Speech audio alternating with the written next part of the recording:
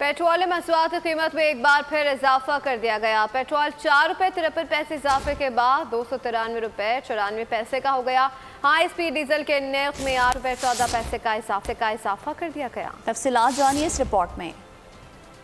हुकूमत ने महंगाई की जलती आग पर पेट्रोल छिड़क दिया। एक माह के दौरान दूसरी बार पेट्रोल महंगा कर दिया।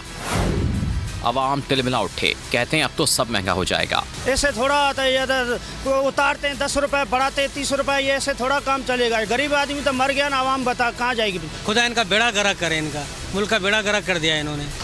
मर गए लोग, ये कि खाने को नहीं है, पेट्रोल महंगा है।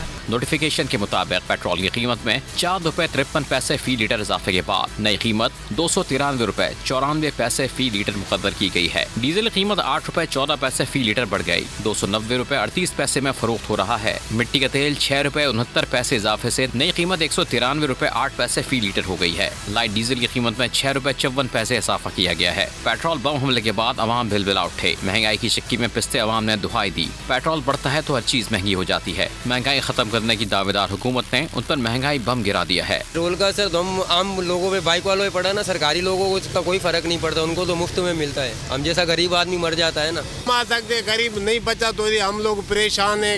रोजाना कमाते, खाने के लिए नहीं बचता। अवाम परेशान है, हलकान है, कहते हैं खुदारा हुकूमत इन पर रहम खाए, महंगाई खत्म करने के लिए इक़दाम उठाए। सब्सक्राइब करें और बेल दबाएं ताकि कोई खबर रह न जाए।